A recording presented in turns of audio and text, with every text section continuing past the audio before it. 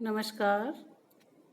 आज हम एमए पूर्वार्ध हिंदी साहित्य के चतुर्थ प्रश्न पत्र के अंतर्गत सक्रिय कहानी के विषय में जानकारी प्राप्त करेंगे। सक्रिय कहानी की क्या पृष्ठभूमि है, इसे हम पृष्ठभूमि शीर्षक के अंतर्गत जानने का प्रयास करेंगे। स्वातंत्र्योत्तर हिंदी कहानी में 9वें दशक तक प्रत्येक दशक में एक या इससे अधिक कहानी आंदोलन जन्मते रहे हैं। अधिकतर आंदोलनों की स्थापना के पीछे किसी पत्रिका की मुख्य भूमिका रही है, जैसे नई कहानी को कहानी पत्रिका के द्वारा और कल्पना के द्वारा, सचेतन कहानी को आधार और संचेतना पत्रिका का सहारा मिला, समांतर कहानी को सारिका पत्रिका का सहारा मिला, सहज कहानी को नई कहानियाँ आदि पत्रिकाओं का सहयोग प्राप्त हुआ। इसी तरह से सक्रिय कहानी का भी प्रारंभ मंच पत्रिका के माध्यम से हुआ। सक्रिय कहानी आंदोलन के प्रणेता राकेश वत्स हैं। राकेश वत्स ने 1973 में 73 में प्रकाशित मंच के स्वातंत्र्योत्तर हिंदी कहानी समीक्षा, मूल्यांकन और पुनर्मूल्यांकन विशेषांक के संपादकीय में कहा था, मंच के सामने न तो कोई खोखला नारा रहा है और न ही सस्ते ढंग का कोई नाम उछालू आंदोलन।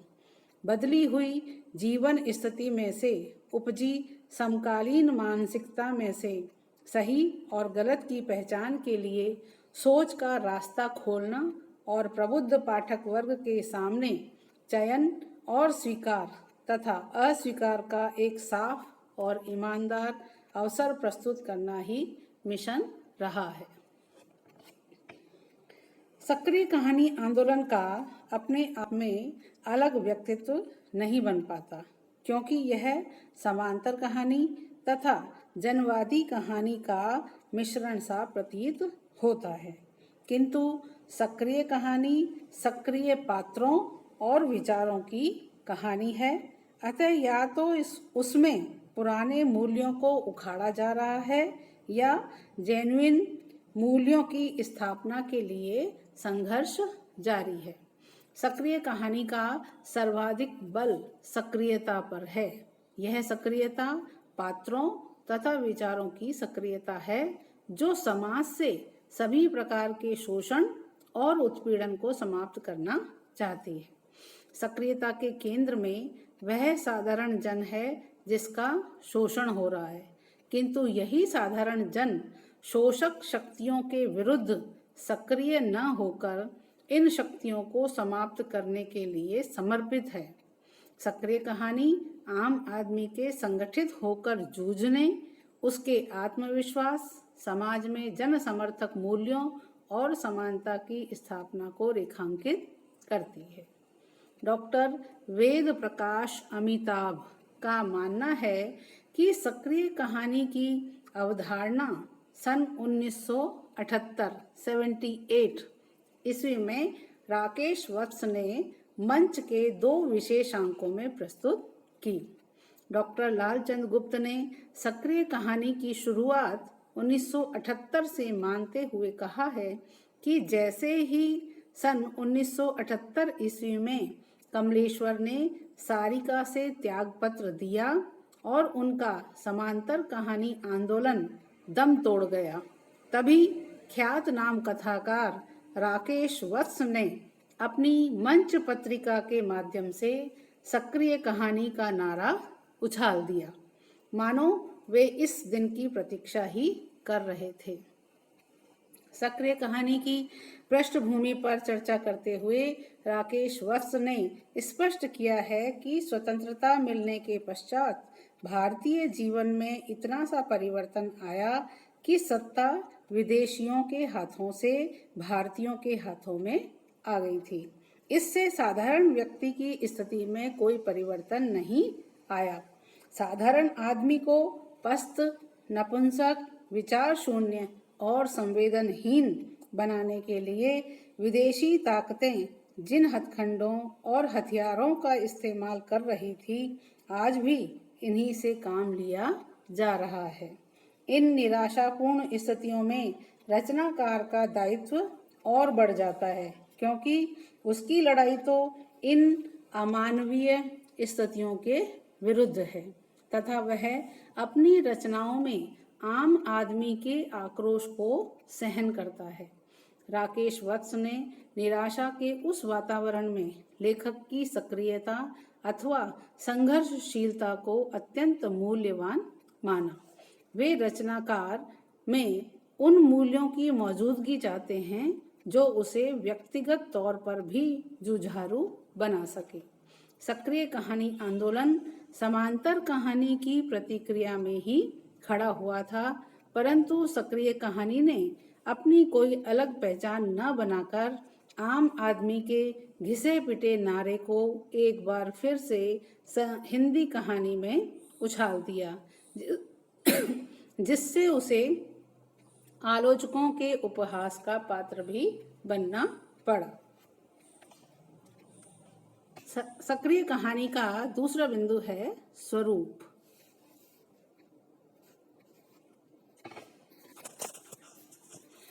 सक्रिय कहानी की अवधारणा को स्पष्ट करते हुए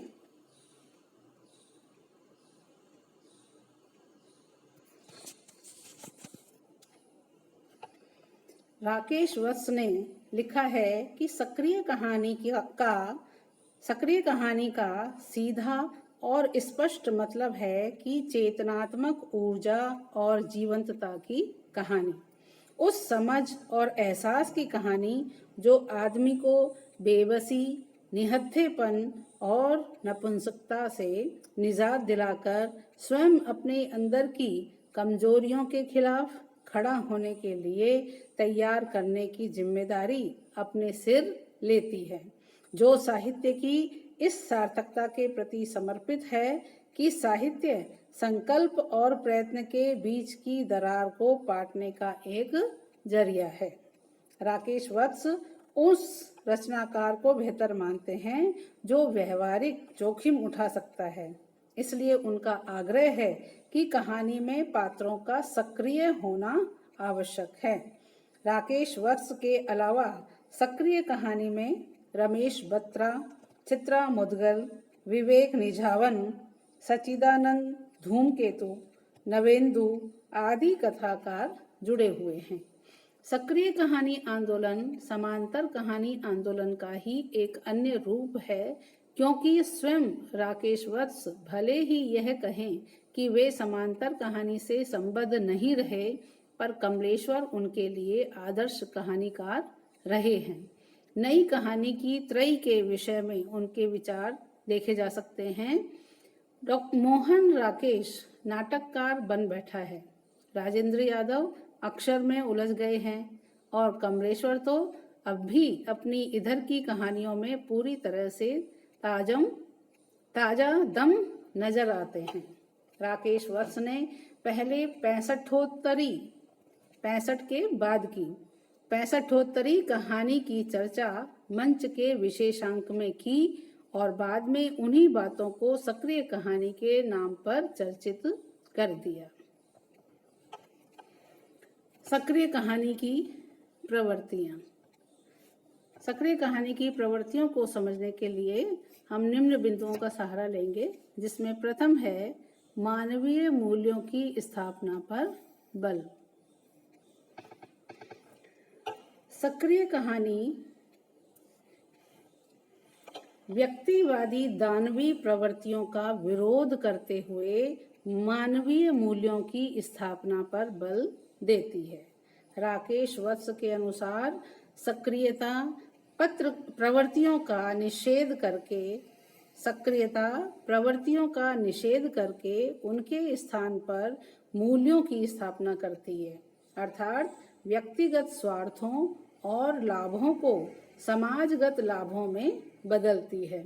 इसलिए ऊर्जा प्रसूत सक्रियता की दिशा वही हो सकती है जिसकी तरफ गोदान की धनिया ने संकेत किए हैं और निमित्त उस साधारण आदमी के होनी चाहिए जो गोदान के होरी की तरह खास आदमी की बदौलत भूखा नंगा और दोहित होने के बावजूद रूढ़ संस्कारों में जकड़ा होने की वजह से बेबसी और निष्क्रियता की मौत मर रहा है। इसका तात्पर्य यह है कि सक्रिय कहानी शोषण का विरोध करती है और साधारण आदमी के हित के लिए प्रयत्नशील है। राकेश वत्स स्टांच मार्क्सवादियों यानी विशेषतः किताबी मार्क्सवादी के बड़बोलेपन को अति मानते हैं। वे साधारण जन के लहू को उन व्यापारियों से बचाने की बात करते हैं जो मार्क्सवाद की किताब पर हाथ रखकर पवित्र हो जाने का ढोंग करते हैं। दूसरी प्रवृत्ति है आर्थिक सामाजिक शोषण का विरोध।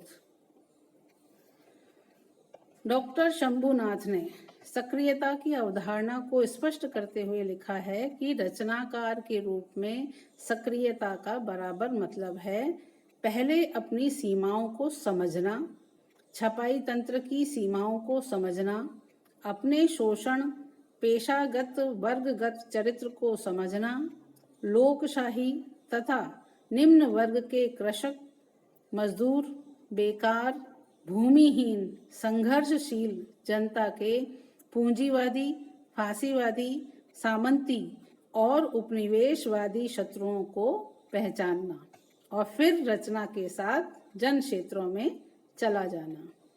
कहने का तात्पर्य यह है कि सक्रिय कहानी वर्तमान आर्थिक सामाजिक शोषण के विरोध को अपनी मूल संवेदना मानती है। इस दृष्टि से वह समांतर कहानी और जनवादी कहानी के निकट ही है। इन तीनों आंदोलनों की दृष्टि वामपंथी है। जिस तरह देश में कई कम्युनिस्ट पार्टियां हैं और मार्क्सवाद में गहरी आस्था के बावजूद उनमें कई मसलों पर असहमति है, ठीक उसी तरह यह तीनों आंदोलन वामपंथी चिंतन से संचालित होने के बावजूद पार्थक्य रखते हैं। किंतु जनवादी आंदोलन के अतिरिक्त शेष दो आंदोलन वालों के पास तो वामपंथी शब्दावली मात्र है।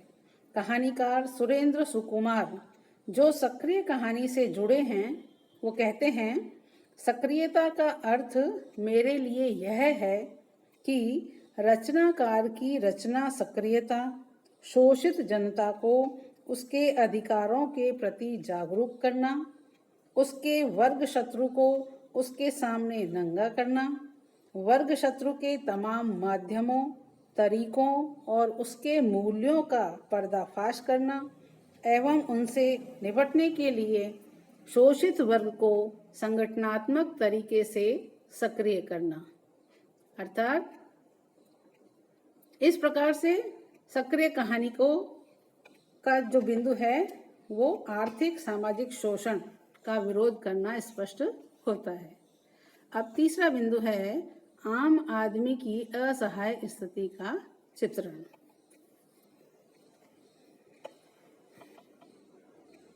सक्रिय कहानी के केंद्र में आम आदमी है और सक्रिय कहानी में आम आदमी समांतर कहानी से लिया गया है। उसे सक्रियता और तेजस्विता जनवादी चिंतन से लेकर दी गई है। सक्रिय कहानी समाज में व्याप्त शोषण के विरुद्ध आवाज उठाती है और शोषण के कारणों को रेखांकित भी करती है। सुरेंद्र कुमार की उनका फैसला कहानी में सामंती उत्पीड़न, पूंजीवादी काइयापन के साथ साथ आम आदमी की असहाय स्थिति का वास्तविक चित्रण भी हुआ है।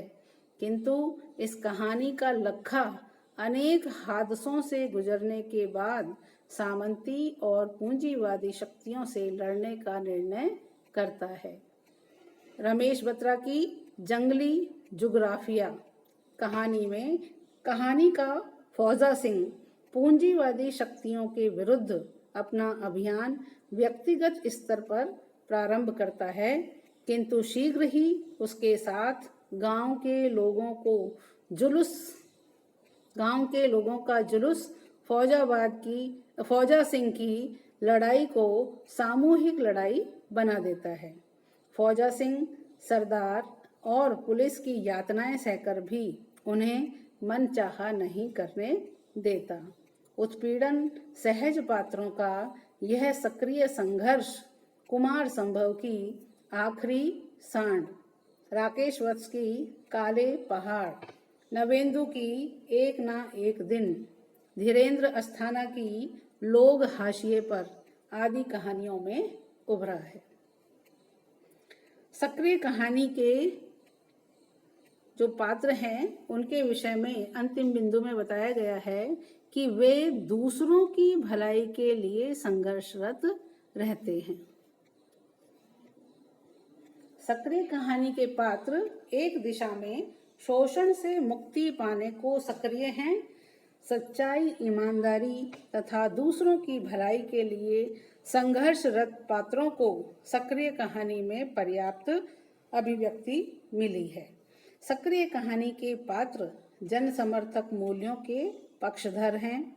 वीरेंद्र मेहंदी रत्ता का भीमसेन हजारों की रिश्वत अस्वीकार कर देता है। भले ही उसकी पदोन्नति नहीं हो पाती, किंतु उसके व्यक्तित्व के गुणों का तेज उसके अधिकारी भी अनुभव करते हैं। उर्रण सुरेंद्र कुमार की कहानी के अंतर्गत सप्पू रामा के लिए अपने को खतरे में डाल लेता है। पहली जीत विवेक निझावन की जो कहानी है उसमें माँ तो क्रांतिकारी कदम उठा ही लेती है और इसी कारण से वह अपना जो दूसरा विवाह है वो कर लेती है। इस प्रकार सक्रिय कहानी की प्रवृत्तियों को हम देख सकते हैं। अब हम निष्कर्ष रूप में कह सकते हैं कि राकेश वत्स का आम आदमी का नारा कोई नया नारा नहीं था। इससे पहले कमलेश्वर ने समांतर कहानी में और अमृत राय ने सहज कहानी में आम आदमी के नारे को उछाला था।